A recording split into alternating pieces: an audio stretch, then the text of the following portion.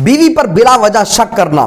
بعض شوہر ایسے شکی مزاج ہوتے ہیں کہ وہ اپنے گھر میں چھپ کر داخل ہوتے ہیں, گھر کا دروازہ آہستہ سے کھولتے ہیں تاکہ دیکھیں کہ بیوی گھر میں اکیلی کر کیا رہی ہے. بلا وجہ موبائل میسیجز واٹس ایپ وغیرہ چیک کریں گے. انجان نمبر سے اگر کال آ جائے تو فوراً لڑائی کے انداز میں پوچھیں گے کون ہے, کیوں ہے.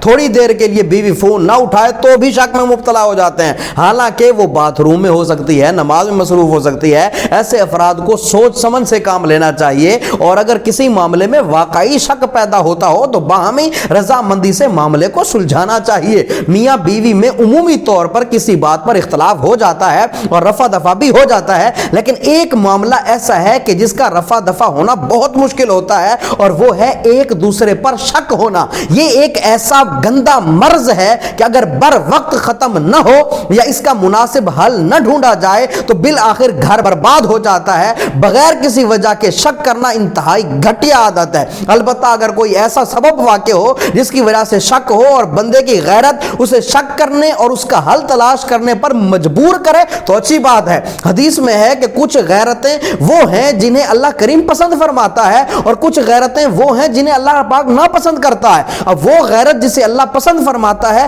وہ ہے مشکوک چیزوں میں غیرت کرنا, اللہ کو پسند ہے, اور غیر مشکوک چیزوں میں غیرت کرنا یہ اللہ کو سخت ناپسند ہے. اس حدیث کی شرح کرتے ہوئے مفتی احمد یار خان نعیمی نے لکھا, کہا کہ مومن کی بعض شرم و حیا رب کو پیاری ہیں, اس پر اسے ثواب ملے گا, اور بعض غیرتیں اللہ کو ناپسند ہیں جن سے بندہ عذاب کا مستحق ہوگا. مزید فرماتے ہیں غیر مرد کا گھر میں آنا, اپنی بیوی کو اس سے کلام کرتے دیکھنا, اس پر غیرت کھا جانا قوت ایمانی کی دلیل ہے. اسی طرح خود اجنبی عورت سے علیحدگی اختیار کرنے پر غیرت کرنا کہ اس سے دوسروں کو ہم پر شبہ ہو سکتا ہے, یہ غیرت خدا کی پیاری ہے. بلا وجہ کسی پر بدگمانی کرنا غیرت نہیں بلکہ فتنہ و فساد کی جڑ ہے. بعض خاوندوں کو جو ہے وہ اپنی بیویوں پر بلا وجہ بدگمانی رہتی ہے, اپنی بیویوں پر, جس سے ان کے گھروں میں جو ہے وہ دن رات جھگڑے ہی رہتے ہیں. یہ غیرت اللہ کو سخت ناپسند ہے. بلا وجہ شکی مزاج بننا اور بدگمانی والی جو طبیعت ہے نا, یہ اپنے اندر سے نکال پھینکنے, اپنے گھر کے سکون کو اپنے ہی ہاتھوں